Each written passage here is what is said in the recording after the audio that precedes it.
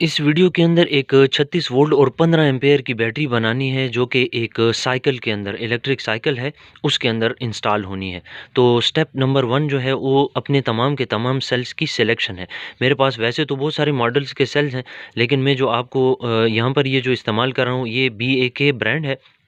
करीब से मैं आपको क्लोज पिक्चर भी दिखा दूंगा और उसको आप इसके गूगल में डाटा शीट चेक कर सकते हैं कि ये 3250 इसकी ओरिजिनल कैपेसिटी है, जबकि मेरे पास जो निकली है वो देख लें आपके सामने है।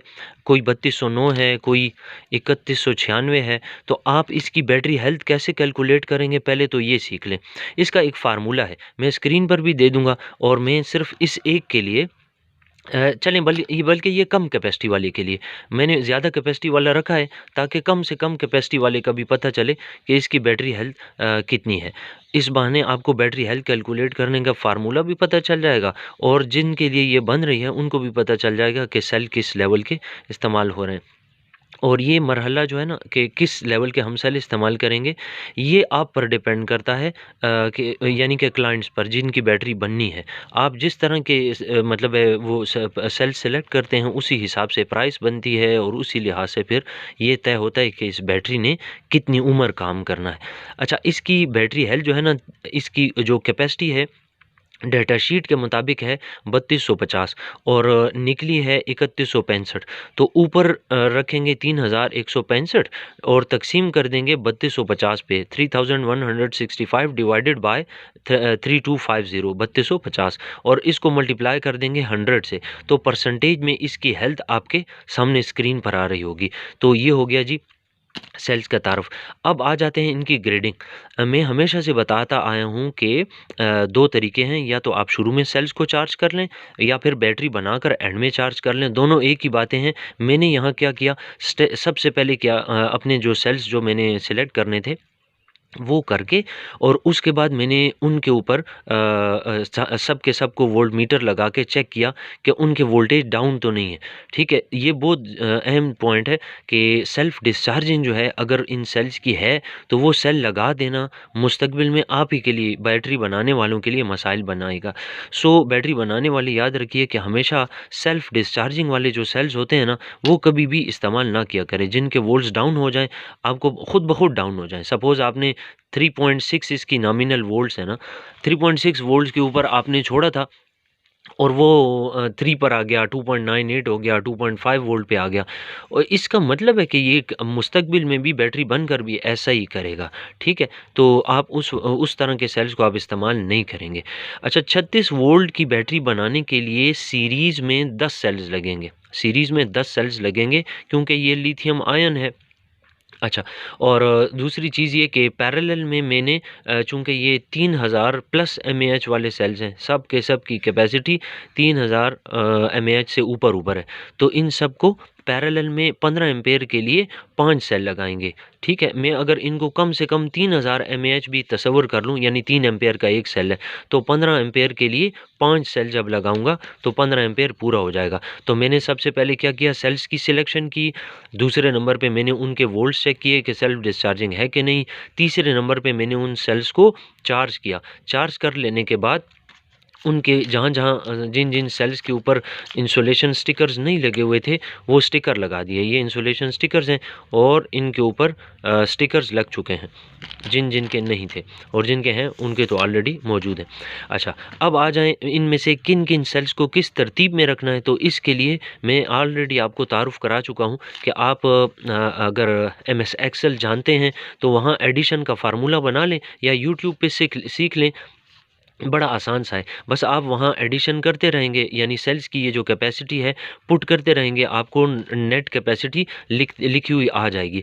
आप ज़्यादा कैपेसिटी वाले रो से कम कैपेसिटी वाले रो में सेल्स को लेकर जाएंगे तो वो जिसकी ज़्यादा थी उसकी कम हो जाएगी, जिसकी कम थी उसकी ज़्यादा हो जाएगी और यूँ करते करते बैलेंस हो जाएगी। मैंने किस तरतीब से रखे हैं ज़रा उनको देख लें। ये है जी एमएस एक्सेल, जिसके अंदर मैंने नीचे की तरफ आएँ तो ये आपको जो नज़र आ रहा है ये पैरेलल वाले हैं, और राइट साइड को जाएं तो ये सीरीज़ है। इन सब की कैपेसिटी आपको नीचे लिखी हुई यहाँ देखें नज़र आ रही है। सब की कैपेसिटी है 15.9 15.9 15.9 एम्पेयर। तो इसका मतलब है तकरीबन 16 एम्पेयर है।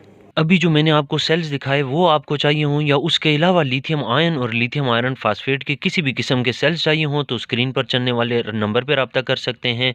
ये इंसुलेशन स्टिकर्स के लिए भी। और इसके बाद ये जो सेल्स आपने देखे, इनको एक इस तरह के स्पेसर्स के अंदर शीट बनाई जाएगी। मैंने आपको सीरीज़ और पैरेलल बता दिया कि कितने सेल सीरीज़ में और कितने पैरेलल में लगेंगे। तो ये देखें, ये नीचे वाली सीरीज़ शीट और ये ऊपर वाली शीट, इसमें एक को ज़रा देखिए, यहाँ पैरेलल कॉम्बिनेशन लगेगा और ये सीरीज़ कॉम्बिनेशन है, ठीक है। तो 10 की सीरीज़ है, 5 जो है पी, 10S 5P ये बैटरी बनेगी इस शीट के अंदर, ठीक है। ये स्पेसर्स भी चाहिए हो तो आप रब्ता कर सकते हैं। तो स्पेसर्स में फ़िट कर देने के बाद हमारी बैटरी की ये शक्ल हो चुकी है। अगर आप नोट करें तो ये जो वाइट कलर के स्पेसर्स हैं ना, इनमें बग़ैर निकल स्ट्रिप के बैटरी को उठाना यहाँ वहाँ करना काफ़ी आसान होता है।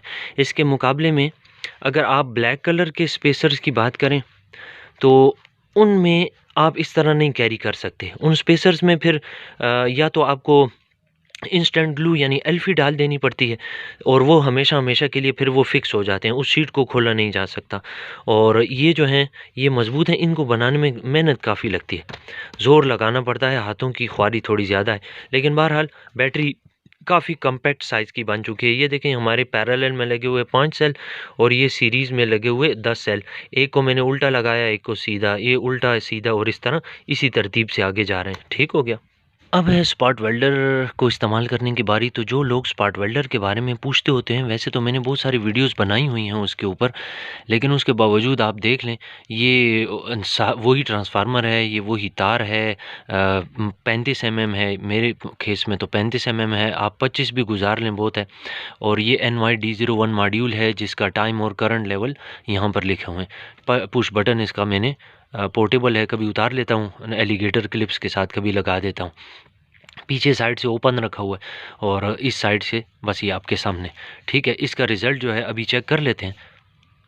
टाइम को मैंने 3 मिलीसेकंड रखा हुआ है और करंट लेवल को मैंने 99 पे रखा हुआ है। मैं हमेशा यही कहता होता हूँ कि करंट को ज़्यादा से ज़्यादा और टाइम को कम से कम रखें, और स्पॉट वेल्ड उसके ऊपर आपको सही पता चलेगा। ये 0.15 mm की 2P निकल स्ट्रिप है, इससे मुझे ज़रा टाइम की बचत हो जाती है, कम टाइम में ये बन जाती है, अपना बैटरी बन जाती है।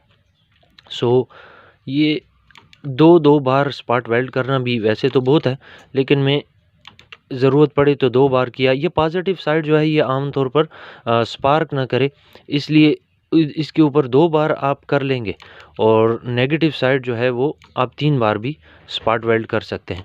मेन चीज़ ये नहीं होती, मेन चीज़ ये है कि ये स्पॉट वेल्ड कितना मज़बूत है।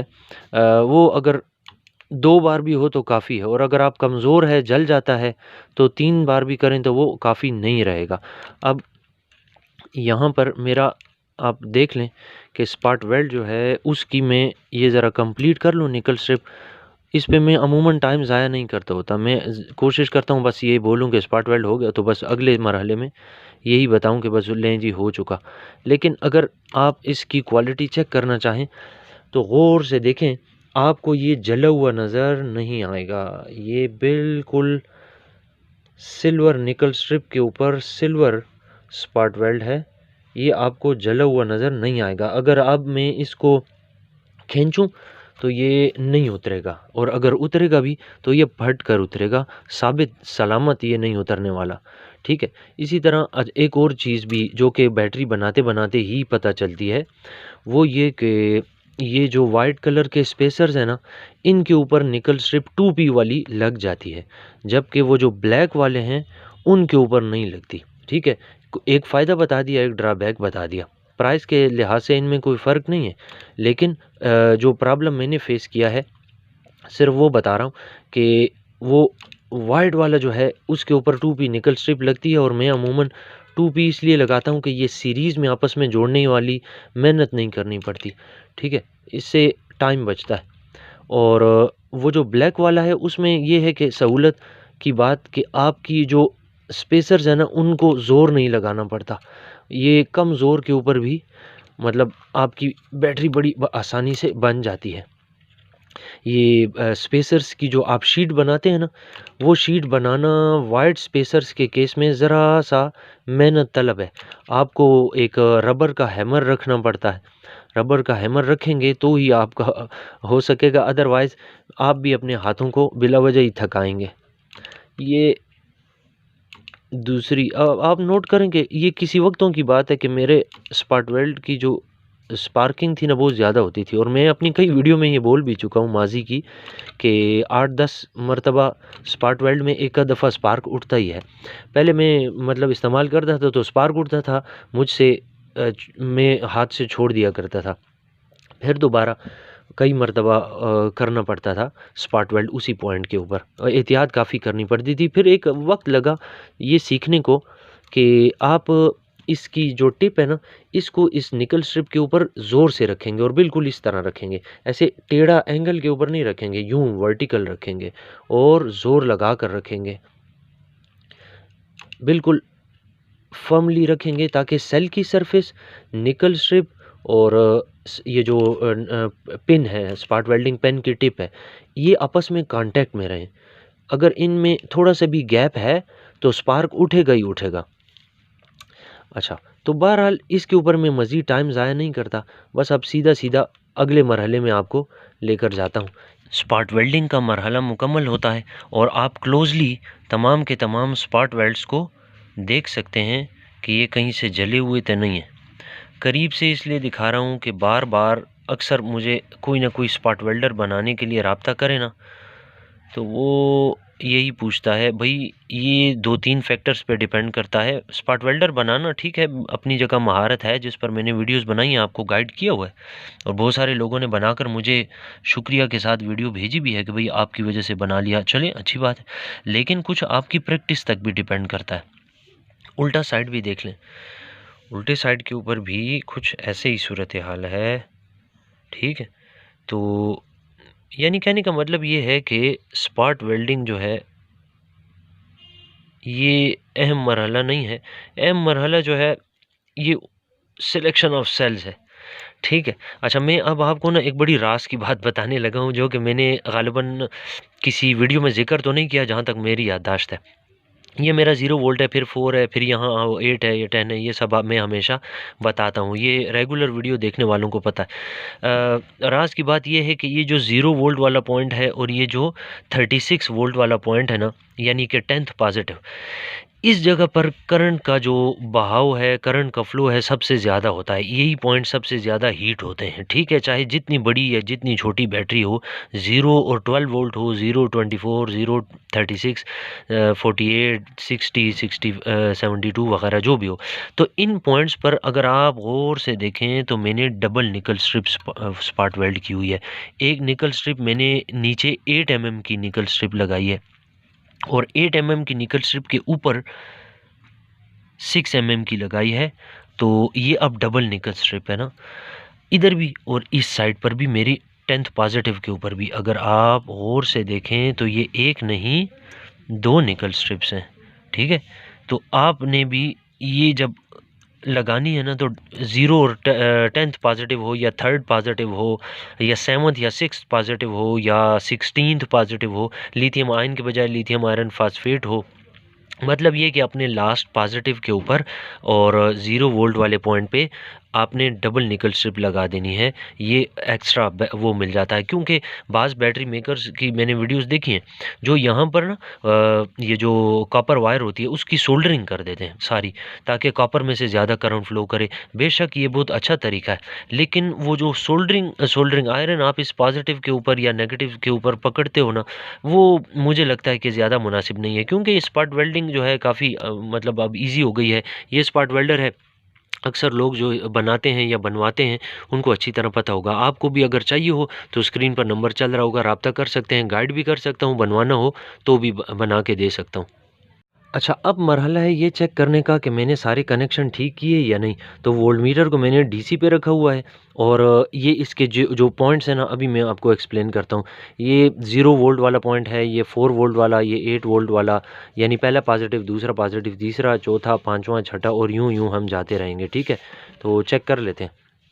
प्रोब को मैंने ब्लैक प्रोब को मैंने 0 वोल्ट पे टच कर दिया, और चूंकि ये सेल्स फुल चार्ज किए हुए थे तो 4.2 वोल्ट्स पर तमाम के तमाम सेल फुल चार्ज होते हैं। तो लें चेक करते हैं। 4.2 वोल्ट ये पहला पॉजिटिव। अब दूसरा पॉजिटिव ये है 8.4, तीसरा पॉजिटिव 12.6, चौथा पॉजिटिव 16.9, पांचवा पॉजिटिव 21.1। आप 4.2 इसमें ऐड करते रहें और अप्रॉक्सीमेटली वही वैल्यूज़ आपको नज़र आएंगी। ये बात ध्यान में रखिएगा कि इस मीटर में मामूली सा फ़र्क आ जाता है। मैं इसके डायल को ज़रा सा टच करूं तो 19-20 के फ़र्क से कुछ और वैल्यूज़ देना शुरू कर देगा, यानी कि 21.1 है ना, क्या पता कि पूरा 21 दे दे या पूरा 21.2 दे दे, बस इस तरह ये करता है। बहरहाल मैं तो गुजारा चला रहा हूँ।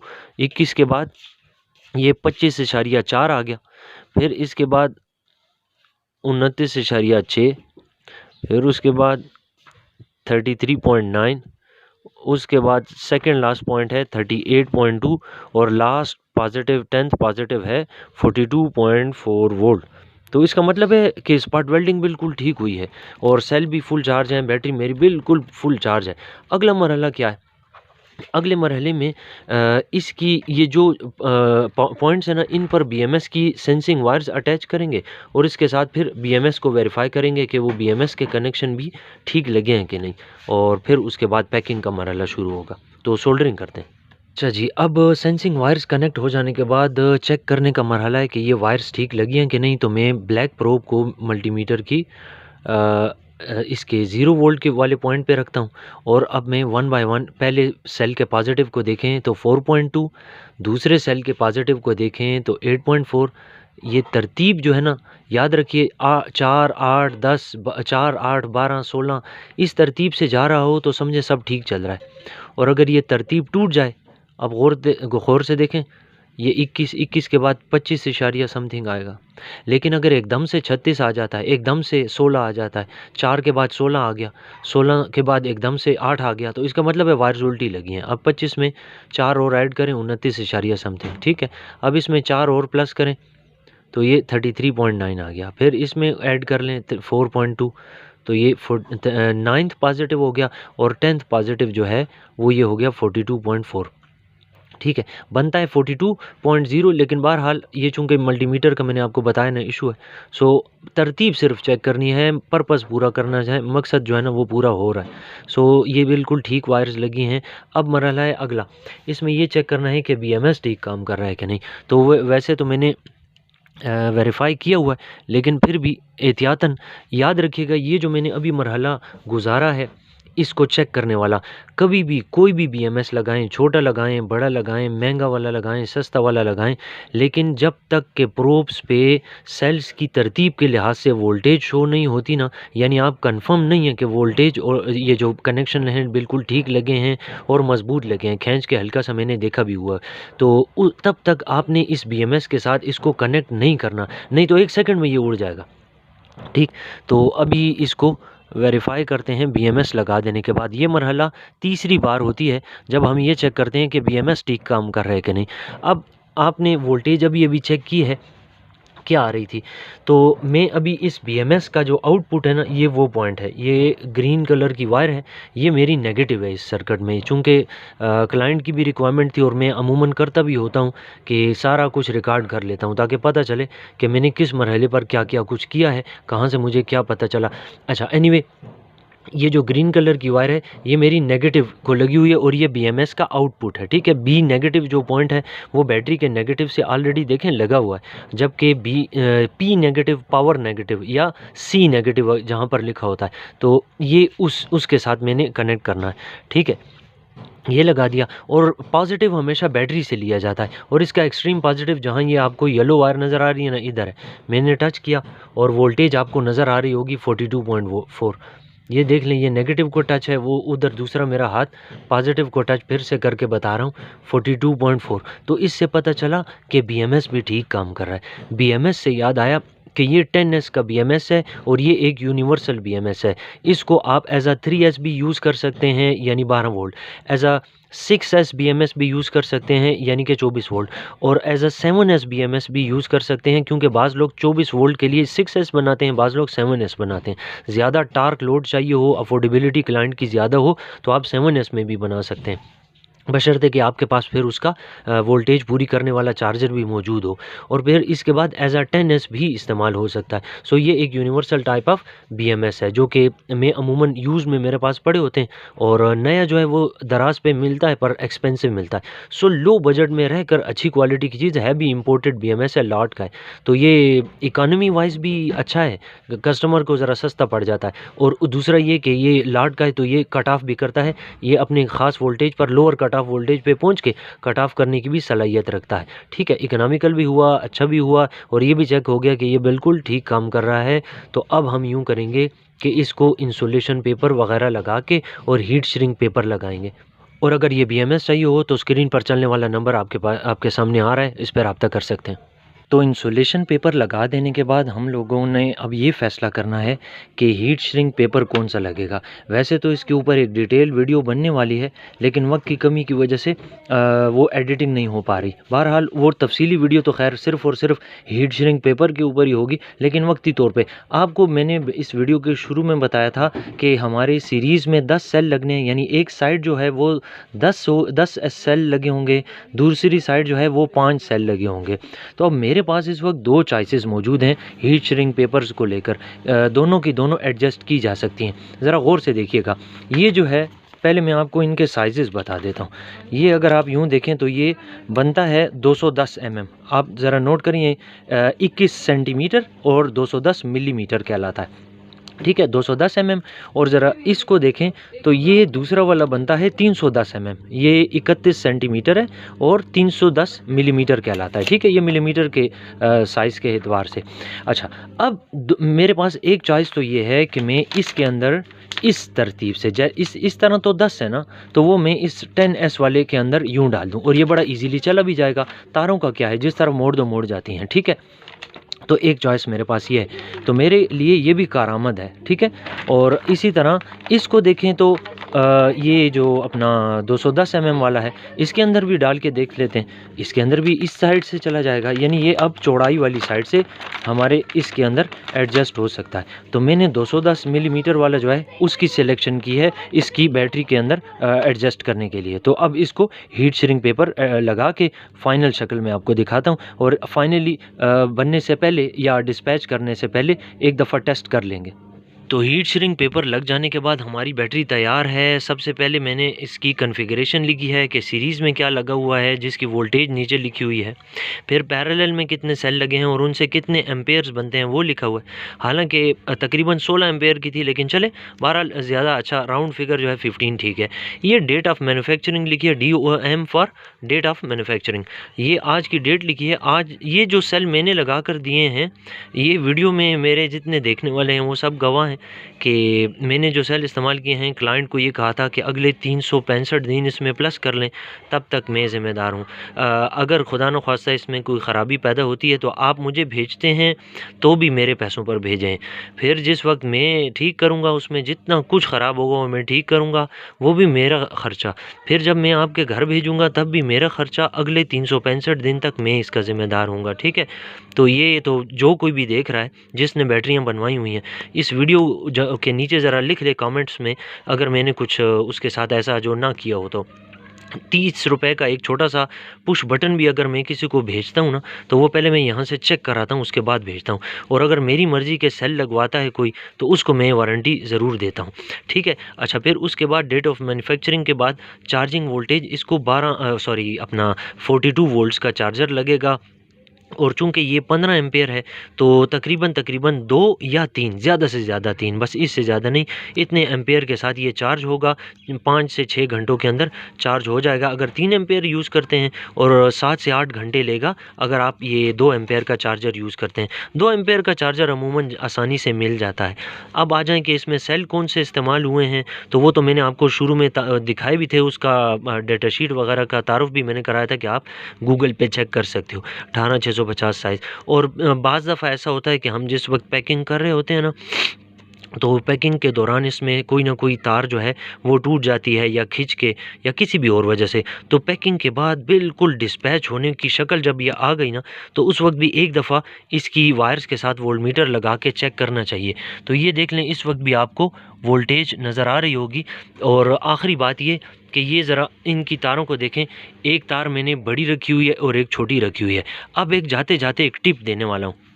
वो टिप ये है कि मेरे ही एक क्लाइंट जो कि आगे बैटरीज़ बनाते हैं, बैटरी मेकर हैं, उनके बकौल उनके आगे जो क्लाइंट है ना, उन्होंने प्लस और माइनस उनके साथ उनके शॉर्ट हो गए थे और बीएमएस ख़राब हो गया। तो भाई हमेशा से हर बैटरी में जब आप एक तार को बड़ा और एक तार को छोटा रखेंगे, तो ये इसके साथ कभी टच ही नहीं हो सकती। जानबूझकर आप इसको लाकर मोड़ कर टच करें तो अलहदा बात है, वरना ये टच नहीं होती। ये बैटरी मेरी जो थी बिल्कुल तैयार है डिस्पैच होने को। इससे रिलेटेड कोई भी मालूमात हो तो स्क्रीन पे नंबर आ रहा है, बनाने के लिए जो कुछ मटेरियल आपको चाहिए हो मेरे पास हो तो भी, और जो ना हो तो भी मैं करीब तरीन कोशिश करता हूँ कि इलेक्ट्रॉनिक्स की मार्केट से वो कर सकता हूँ, अरेंज कर सकता हूँ। तो मेरे इस ग्रुप में जितनी भी वीडियोज़ हैं उनमें से चंद एक आपके सामने स्क्रीन पर आ रही होंगी, उनको देखकर आप कुछ ना कुछ सीख सकते हैं।